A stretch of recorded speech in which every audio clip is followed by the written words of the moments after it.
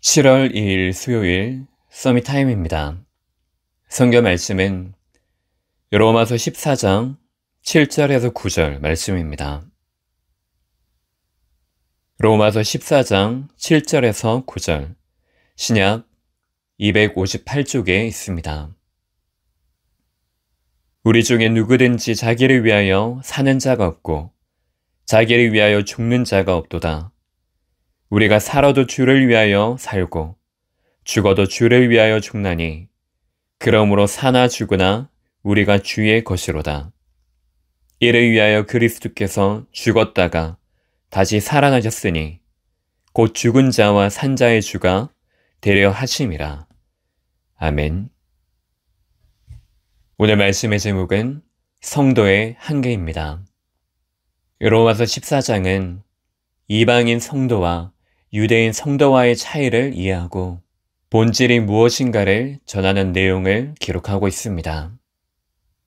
똑같이 예수 그리스도를 믿는 성도이지만 유대인과 이방인으로서 생활 방식의 차이가 분명히 존재합니다. 하지만 그렇다고 해서 비판과 업심여기는 이유가 될 수는 없습니다. 그래서 같은 성도로서 서로를 이해하고 용납해야 할 이유를 전하고 있습니다. 성도, 사람 간의 장애물을 제거하고 신앙의 근본을 바로하라는 바울의 권면이 담겨 있습니다. 첫 번째로 언약적 기준이 아니고서는 사람의 차이를 제대로 진단할 수 없습니다. 1절, 믿음이 강한 자가 있으면 믿음이 약한, 연약한 자가 있을 수 있습니다. 그리고 믿음이 약하다면 의심, 다른 의견이 있을 수도 있습니다. 거기에 대해 비판하지 말고 존중하며 받아들이라는 것입니다.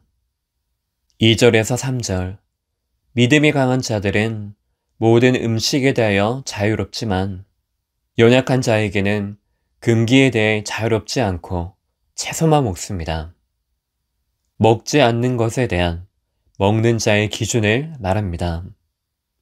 업신여기거나 비판하지 말아야 할 이유는 하나님이 그를 받으셨기 때문입니다. 그것이 믿음이 강한 자든 연약한 자든 성도에 대한 하나님의 언약적 기준입니다. 하나님이 받으신 것과 같이 믿음이 강한 자는 연약한 자를 받으라, 바르게 보라는 것입니다. 4절, 여기에 대한 예로 주인과 하인의 관계를 말하고 있습니다.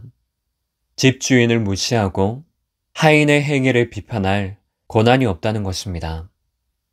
주권은 주인, 오직 하나님께 속하여 있기 때문에 믿음을 가진 모든 자는 언약적 기준으로 서라는 것입니다.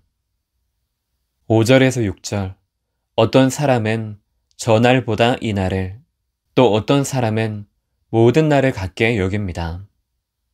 방법은 다르지만 목적은 한 가지, 모든 것이 주를 위하여, 목적인 주를 위한 결단이 우선이라는 것입니다.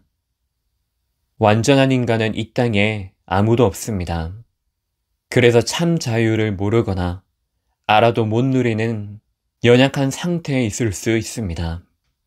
그것이 나만이 아니라 모든 성도, 모든 사람이 그렇습니다. 그렇기에 우리는 완전한 구원을 이루신 예수 그리스도, 그분의 약속인 언약을 붙잡아야 합니다. 그 언약이 바로 우리에겐 절대 기준입니다. 두 번째로 인격적 복음이야말로 유대인이든 이방인이든 모든 사람에게 필요한 치유입니다. 7절에서 9절, 믿음이 강한 자든 약한 자든 자기를 위해 살고 죽는 자가 없습니다. 살아도 죽어도 주께 속하여 그리스도를 위해 사는 똑같은 성도입니다. 그리스도께 속한 인생입니다. 이것이 유대인이든 이방인이든 모든 사람에 필요한 근본입니다.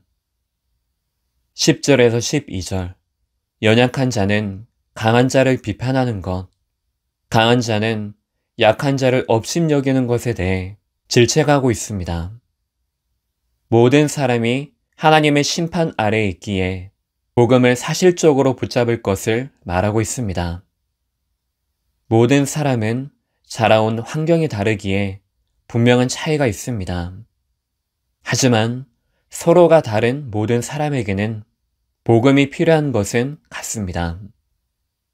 복음이야말로 인간 사랑에 대한 하나님의 절대 방법입니다. 세 번째로, 생명적 관계가 사람과의 관계에서 가장 중요한 본질입니다. 13절, 다시는 사람과의 관계 속에 부딪힐 것, 거칠 것을 두지 않도록 주의하라고 합니다. 14절에서 16절, 믿음이 강한 자와 약한 자 모두가 복음보다 다른 것을 앞세우지 않아야 합니다.